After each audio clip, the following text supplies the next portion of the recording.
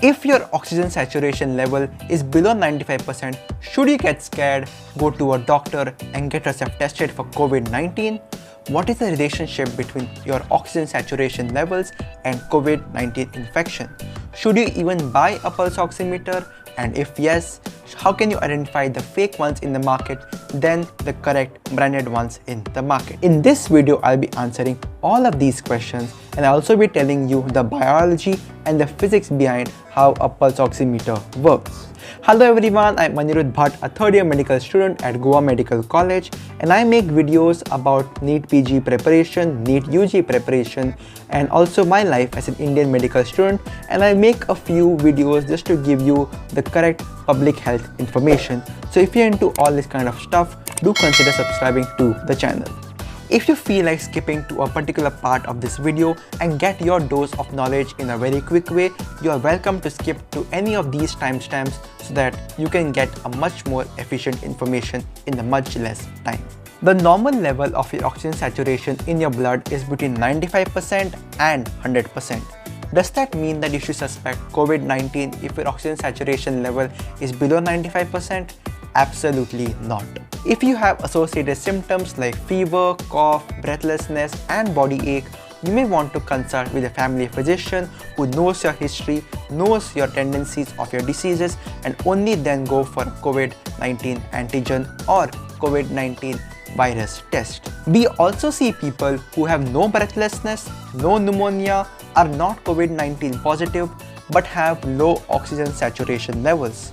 So as you can see, there are multiple scenarios with regards to your oxygen saturation levels, your symptoms, and your proclivity to get COVID-19. So how does a pulse oximeter fit into this entire equation, and is pulse oximeter really necessary, or simply is it a hyped up thing?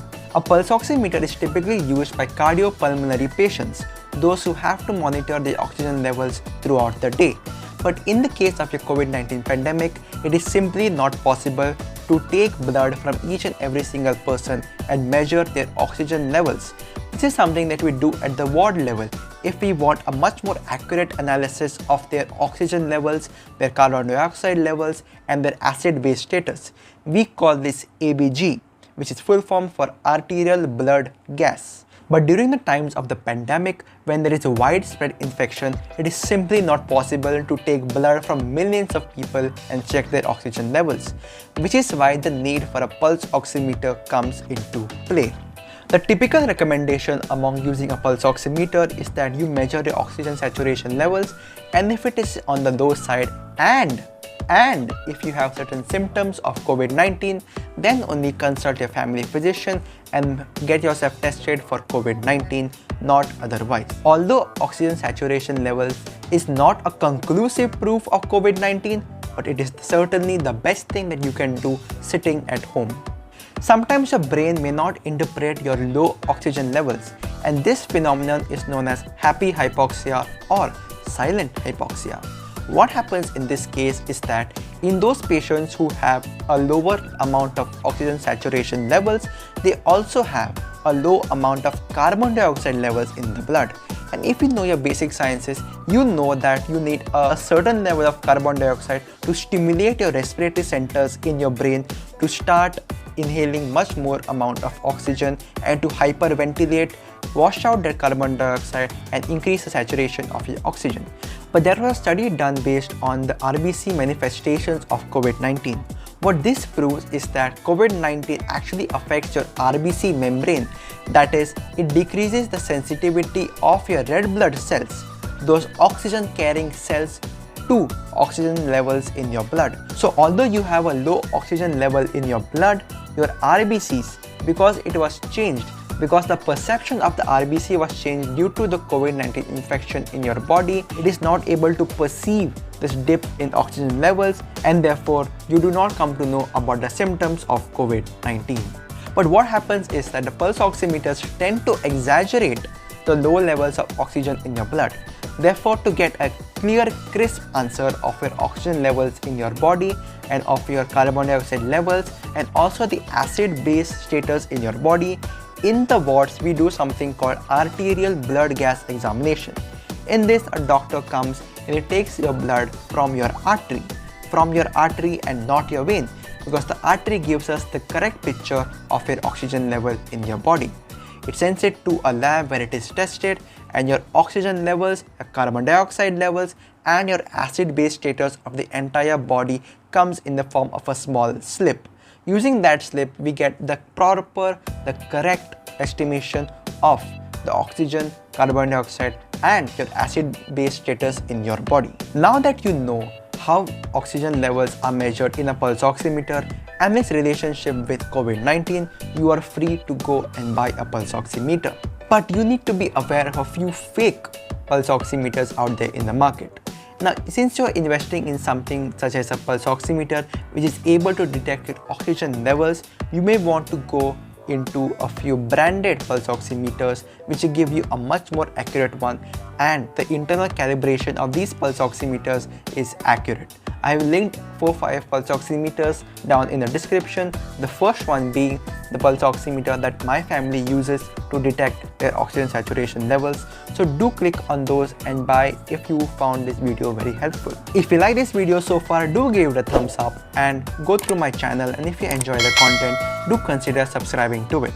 In this part, I will explain to you the physics and the biology behind a pulse oximeter.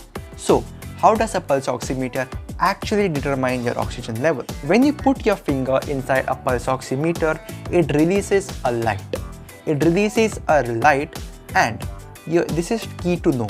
The way light is interpreted by your oxygenated blood varies from the way the light is interpreted from your deoxygenated blood or your carbon dioxide rich blood. So basically, a pulse oximeter emits a light which has several different wavelengths, right? A broad spectrum of wavelengths. Oxygenated blood absorbs light of a different wavelength. Deoxygenated blood absorbs a light from a different wavelength. So, due to its internal calibration, the pulse oximeter, when it receives the light after it goes through your finger, it will calibrate that light that is received at the other end, at the receiver end, and determines your oxygen levels. I'll explain to you again. You pass a light through your finger. Depending on the oxygen status of your blood, the wavelength that is absorbed by the finger varies. Since that wavelength has been absorbed by the blood, it is not present at the receiver end, and with an internal calibration, the pulse oximeter can determine your oxygen levels and can give a numerical value to the oxygen levels in your blood. This is in short how a pulse oximeter works. Fake pulse oximeters will have very bad internal calibrations, or their oxygen levels will keep on shifting 5 to 6 points here and there every 2 to 3 seconds, so that you know by seeing it that it is fake. Of course, this is quite inferior to the actual analysis that we do in the wards, that is an arterial blood gas analysis. But during the time of the pandemic, when there are millions of people whose oxygen levels need to be monitored, this is the best method that is available out there. Which is the best finger to use to determine your oxygen levels?